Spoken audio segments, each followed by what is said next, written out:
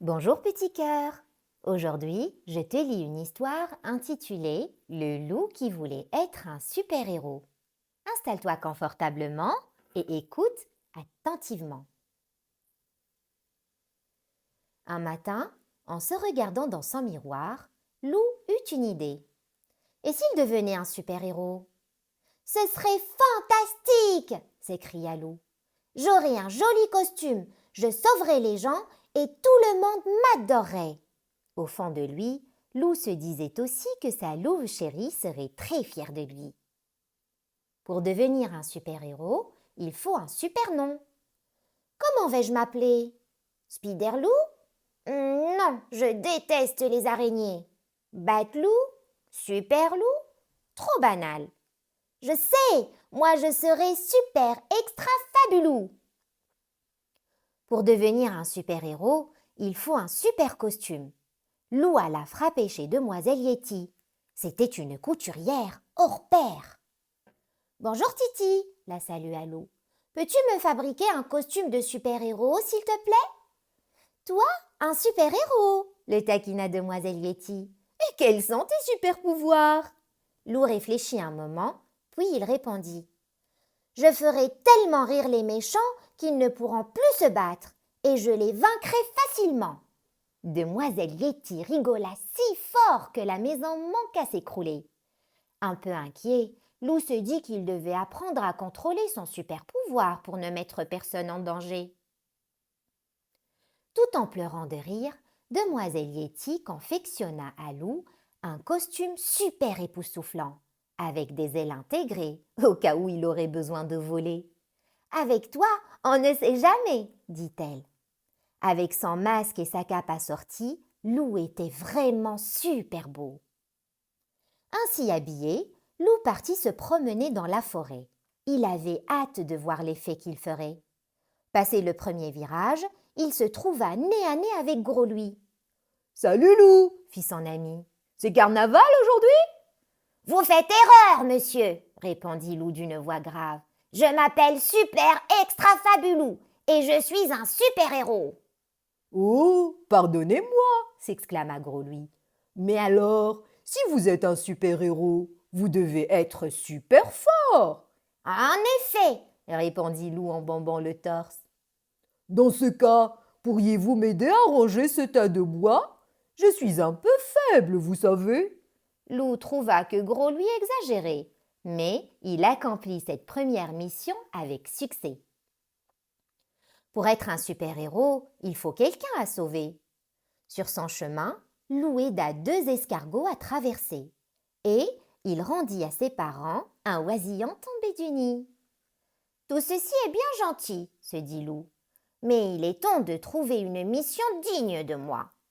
C'est à cet instant précis qu'il entendit des cris. Sans perdre un instant, Lou fonça entre les arbres et déboucha près de la rivière. Louve et ses amis jouaient à la balle dans l'eau. À moi! À moi! Criait Louve. Ni une ni deux, Lou plongea et traîna sa louve chérie jusqu'au rivage.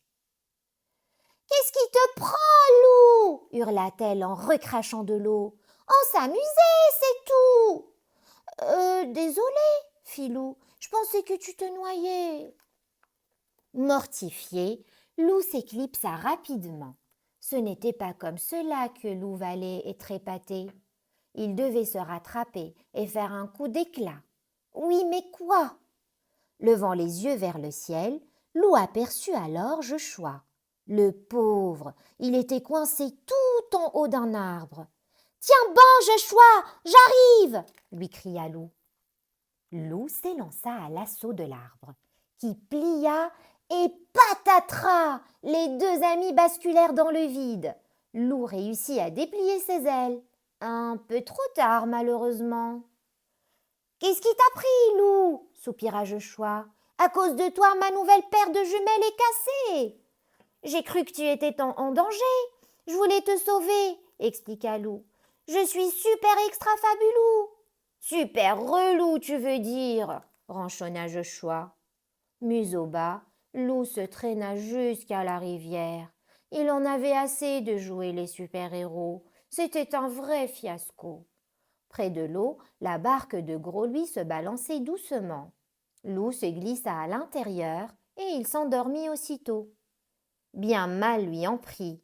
Pendant qu'il dormait, le vent se leva et entraîna le petit bateau mal attaché dans le courant. Lou fut réveillé en sursaut. Prise de folie, la barque tournoyait dans tous les sens. Oula, il était dans un sacré pétrin cette fois. Sur la rive, ses amis paniqués l'appelaient. « Misère, il n'a pas de rame !» se désola Louve. « Et il y a une chute d'eau juste après ce bouquet d'arbres. Il va se noyer, il faut l'aider !»« Comment ?» fit Valentin. « Il est bien trop loin !» Mais déjà, Louve s'était élancé. Rapide comme l'éclair, Louve fila le long de la rive. Avec agilité, elle escalada un arbre et attendit que l'embarcation passe au-dessous. Elle se laissa tomber et atterrit sur Lou. « Mais que fais-tu ici ?» cria Lou ébahi. « Je viens te sauver, voyons !» hurla Louve. « Allez, ramons chacun d'un côté !» De toute la force de leurs pattes, les deux loups se mirent à ramer et, peu à peu, la barque se rapprocha de la rive.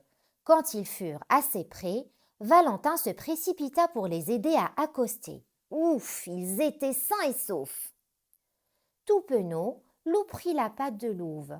« Merci, Louve, tu m'as sauvé, » murmura-t-il. « Moi qui voulais être ton super-héros, c'est raté. »« Tu es mon héros à moi, c'est déjà bien assez, » répondit Louve. « Et je t'aime comme tu es, avec tes défauts et toutes tes qualités. » Et c'est la fin de notre histoire. Si ça t'a plu, tu peux t'abonner et tu peux aussi aller jeter un coup d'œil sur la page. Tu trouveras certainement d'autres histoires qui vont te plaire. Je te remercie. À bientôt.